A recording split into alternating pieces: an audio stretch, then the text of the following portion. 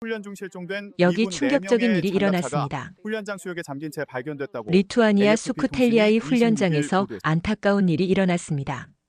2025년 봄의 차가운 기온이 아직 가시지 않은 3월 하순, 나토 연합훈련 그리핀 스톰에 참가 중이던 미 육군 제2기가벼단 소속의 4명의 군인들이 임무를 수행하고 있었습니다.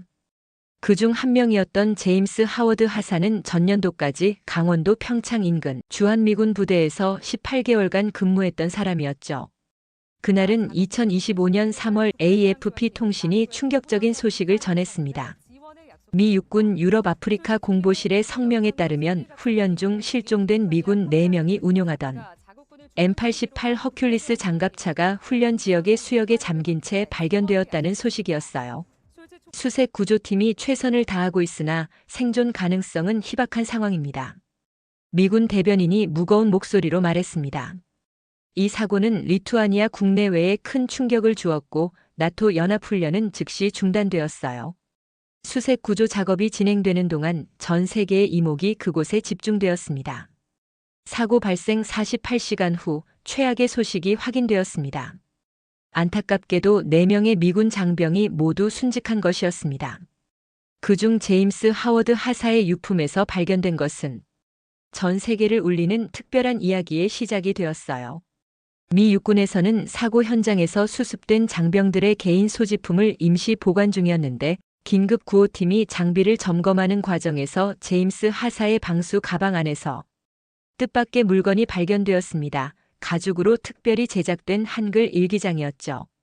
일기장의 첫 장에는 조금은 서툴지만 정성 가득한 한글 필체로 이런 문장이 적혀 있었습니다. 강원도 정선의 작은 산골 마을, 오늘부터 제 마음의 소리를 한글로 기록합니다.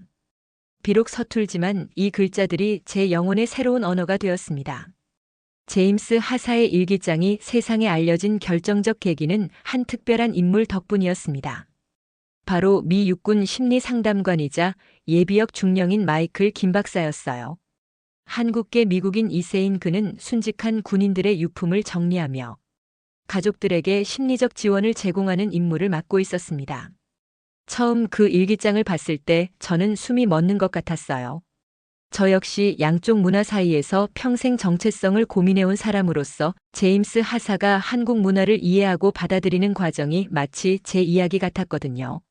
마이클 김 박사는 자신의 한국어 실력으로 일기장의 내용을 자세히 검토했고 그 가치를 즉시 알아봤습니다. 그는 제임스의 가족에게 연락하여 이 일기장을 공개해도 좋을지 물었고 가족들의 동의를 얻은 후 CNN에 이 이야기를 전했습니다. 이 일기장은 단순한 개인 기록이 아니라 한미 양국의 진정한 우정을 보여주는 귀중한 증거입니다. 제임스 하사는 자신도 모르게 두 나라 사이의 가장 강력한 문화대사가 되었어요. 마이클 김 박사는 직접 CNN 특별 프로그램에 출연하여 일기장의 내용을 소개했고 그의 진심 어린 해석과 감동적인 설명은 시청자들의 마음을 사로잡았습니다. 특히 그가 직접 제임스가 쓴 한글 시를 낭독하는 순간 스튜디오는 완전한 침묵에 빠졌다고 합니다.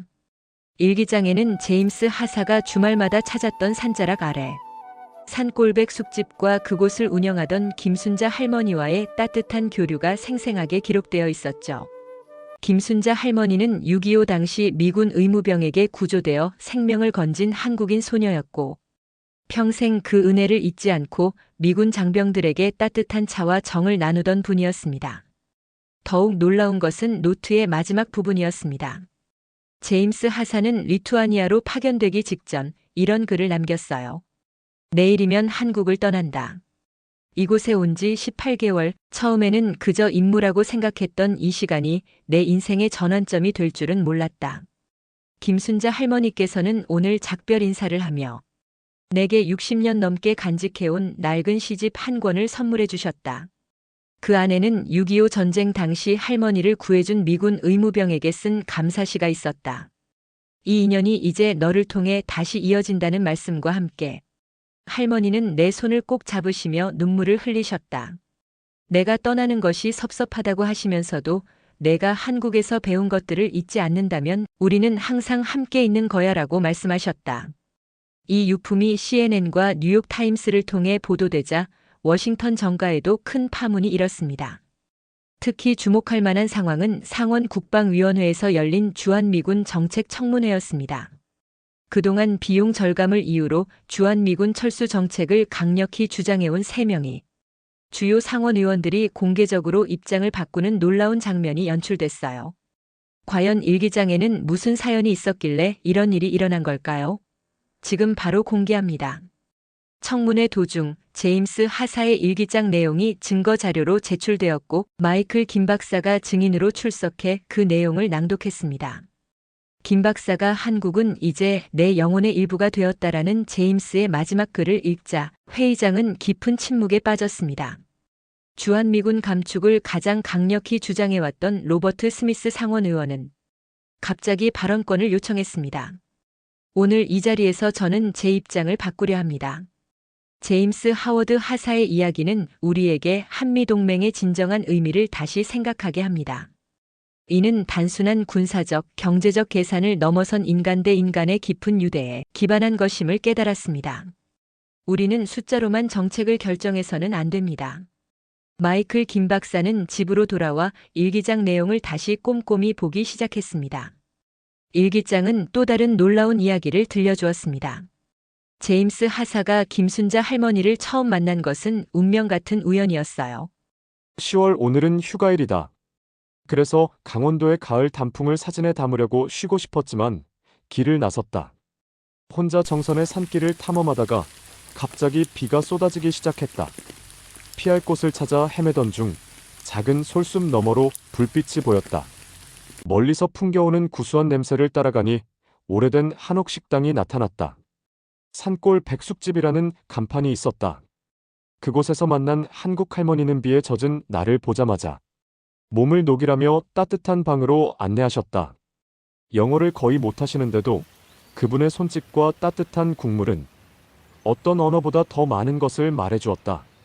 그 후 제임스 하사는 매주 휴가 때마다 그 백숙집을 찾았고 나중에야 알게 된 사실이지만 김순자 할머니는 젊은 시절 유명한 시인이었다고 해요. 6.25 전쟁으로 가족을 잃고 시집 출판을 포기했지만 평생 시를 쓰며 살아온 문학인이었습니다. 일기장에는 제임스의 한국 생활이 상세히 기록되어 있었습니다.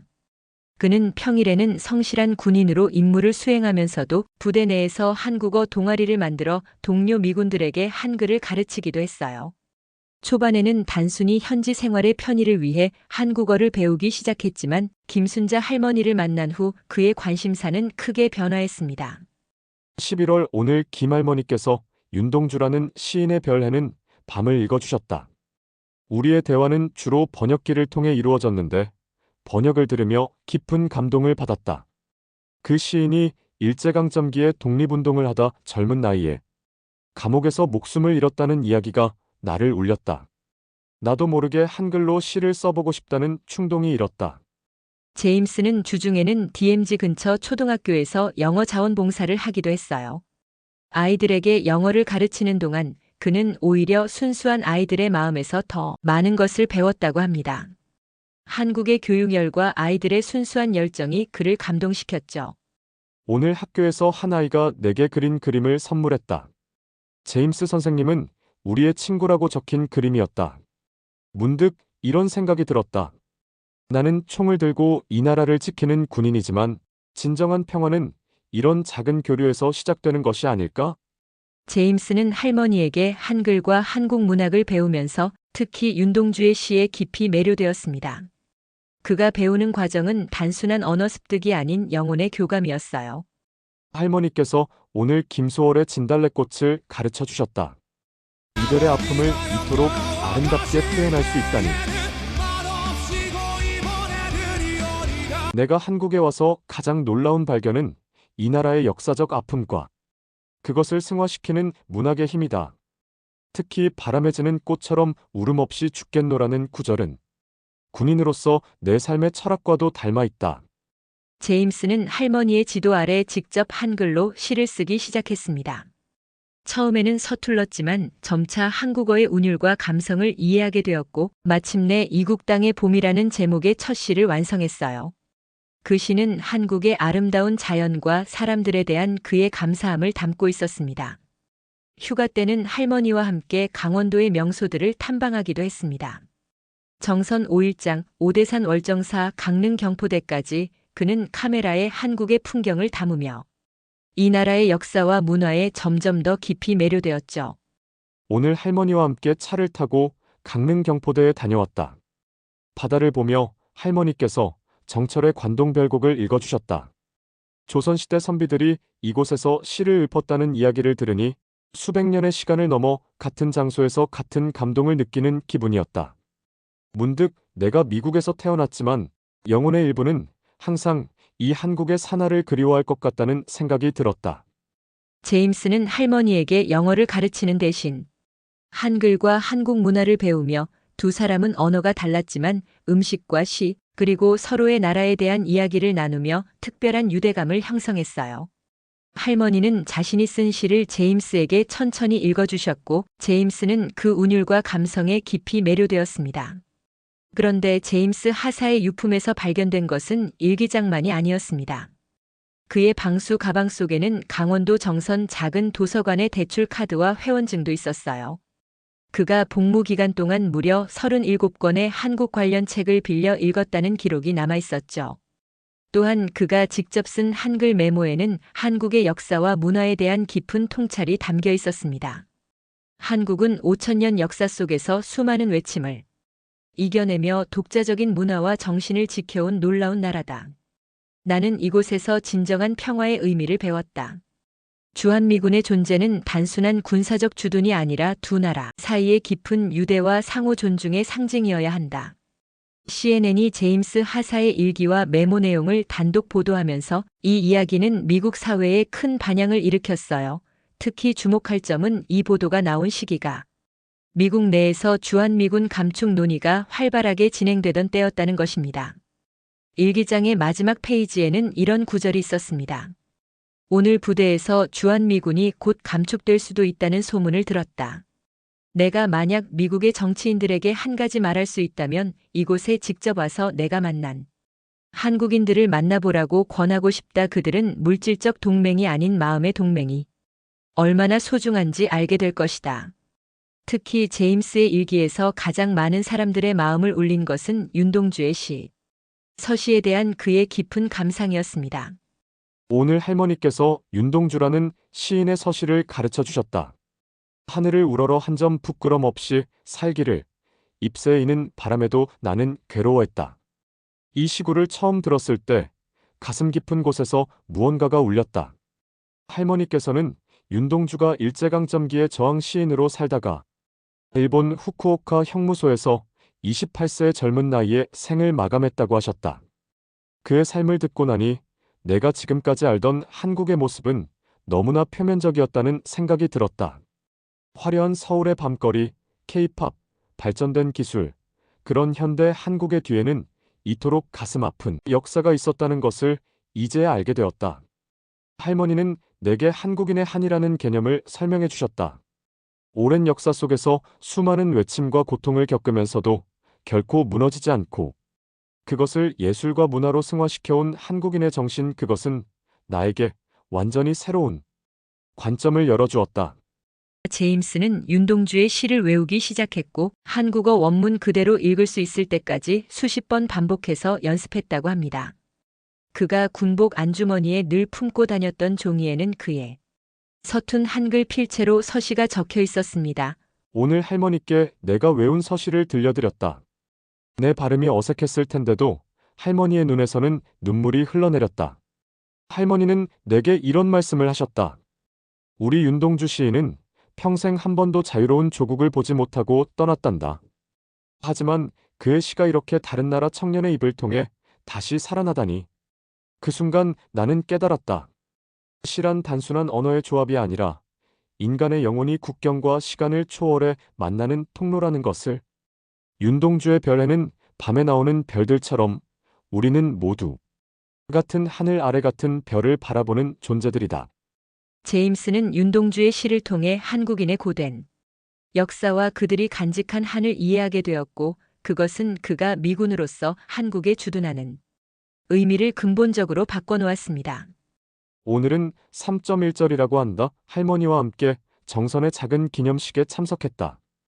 태극기를 든 노인들의 모습에서 나는 이상한 감정을 느꼈다. 그들에게 독립은 단순한 역사적 사건이 아니라 여전히 살아 숨쉬는 현재의 기억이다. 나는 문득 윤동주의 십자가라는 시에서 한국인들의 아픔은 이렇게 조용하고 깊은 것이구나 라고 생각했다. 화려한 서울의 빌딩 숲 뒤에 숨겨진, 하지만 결코 잊히지 않는 기억의 무게. 이것이 내가 보호해야 할 한국의 진정한 모습이 아닐까? CNN의 휴먼 스토리 특집 방송으로 이 이야기가 전 세계에 알려지자 미국과 한국 양국에서는 감동의 물결이 일어났어요. 더욱 극적인 사실은 사고 직전 제임스가 동료 미군 장병들에게 보낸 마지막 메시지가 나중에 발견되었다는 점이었습니다. 사고 당일 아침 그는 같은 부대 동료에게 이런 문자를 보냈습니다. 오늘은 내 생일이야. 28번째 생일을 리투아니아 훈련장에서 맞이하게 될 줄은 몰랐어. 이 마지막 메시지가 공개되면서 제임스의 젊은 나이와 생일날, 목숨을 잃은 비극적 상황에 더 많은 사람들이 눈물을 흘렸습니다. 특히 사고 당시 함께 있던 3명의 동료 장병들, 또한 모두 20대 초중반의 젊은이들이었다는 사실이 알려지면서 애도의 물결은 더욱 커졌어요. 후속 보도에서는 이들이 왜 어린 나이에 타국에서 군 복무를 하게 되었는지에 대한 이야기도 다루어졌습니다. 제임스는 텍사스 지방의 경제적으로 어려운 가정에서 자랐고 대학 학비를 마련하기 위해 군에 입대했다고 해요. 그의 꿈은 군 복무 후 GI 빌군인 교육지원법의 혜택으로 의대에 진학해 의사가 되는 것이었습니다. 아들은 늘 의사가 되고 싶어 했어요. 하지만 우리 가정 형편으론 그 비싼 학비를 감당할 수 없었죠. 제임스는 스스로 길을 찾아냈고 그 과정에서 의료 지원이 아닌 전혀 다른 꿈을 발견했어요. 한국과 한국 문화를 사랑하게 된 거죠. 제임스의 아버지 윌리엄 하워드 씨의 인터뷰는 많은 이들의 마음을 울렸습니다. 이 젊은이들은 각자 다른 꿈과 이유로 군복을 입었지만 모두 자신의 의무를 다하며 국가에 헌신했습니다.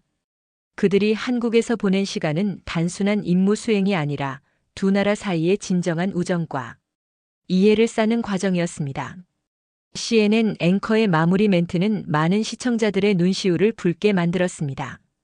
백악관에서도 특별 기자회견을 열어 제임스 하사와 그의 동료들의 희생을 기리며 한미동맹의 중요성을 재확인한다는 입장을 밝혔고 국방부는 주한미군 감축 계획을 전면 재검토하겠다고 발표했습니다. 내 아들은 단순한 군인이 아니라 두 나라의 달이었습니다.